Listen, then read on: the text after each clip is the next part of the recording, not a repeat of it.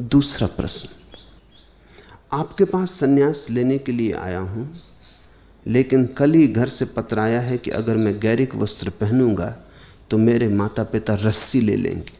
मेरे माता पिता ग्रामीण हैं और हिंदी भी नहीं जानते हैं, उन्हें समझाना कठिन। कृपया बताएं कि मैं क्या करूं। माता पिता गांधीवादी मालूम होते, रस्सी ले लेंगे, फांसी लगा लेंगे। निश्चित ही गांधीवादी लोगों से बड़ी झंझट। हिंसक कहता है तुम्हें मार डालेंगे, गांधीवादी कहता है हम मर जाएंगे। मगर दोनों की आकांक्षा एक ही है कि तुम्हें हम स्वतंत्र न होने देंगे, जैसा हम चाहेंगे वैसा करवा के रहेंगे। जो कहता है हम तुम्हें मार डालेंगे उससे तो बचने का उपाय भी है, लेकिन जो कहता है हम मर जाएंगे उससे कैसे बचे? बड़ी कठिनाई है। लेकिन कुछ बातें ख्याल में लेनी चाहिए। पहली बात, तुम पृथ्वी पर पहली दफे नहीं हो और तुम्हारे माता पिता पहले माता पिता नहीं। अब तक किसी माता पिता ने पूरे मनुष्य जाति के इतिहास में किसी के संन्यास लेने पर रस्सी नहीं ली। कहते सभी थे, हाँ सभी ने, बुद्ध के पिता ने भी, मगर रस्सी किसी ने नहीं ली। कोई माँ बाप आज तक मरा नहीं इस कारण कि बेटे ने संन्यास ले लिया। थोड़ा सोचो तो, बेटे के मरने पर नहीं मरते माँ बाप, संन्यास लेने पर मर जाएंगे।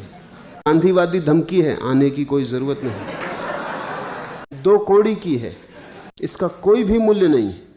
कोई कभी किसके लिए मरता है? एक युवक सूफी फकीर के पास जाता था, रस में डूबने लगा, मस्ती भरने लगी, हाँ उठने लगा कि हो जाए वो भी फकीर।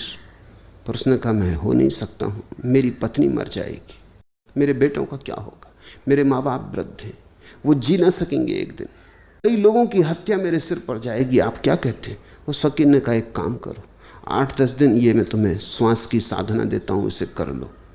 उसने कहा इससे क्या होगा? उसने कहा कि फिर 10वें दिन तुम सुबह ही सांस साध के पड़ जाना।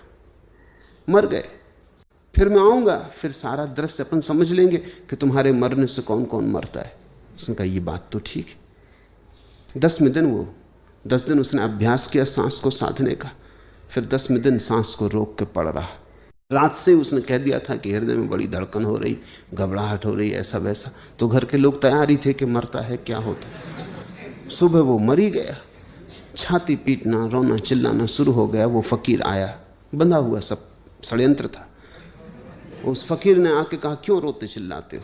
उन्होंने कहा ये बेटा मर गया, आप तो महापुरुष, चमत्कार करें, आप तो कुछ भी कर सकते हैं, आपके आशीष से क्या नहीं हो सकता। उसने कहा मैं करूंगा, लेकिन इसकी जगह मरने को कौन तैयार है? क्योंकि यमदूत खड़े हैं, वो कहते हैं हम किसी को तो ले ही जाएंगे, बिना खाली हाथ नहीं जा सकते।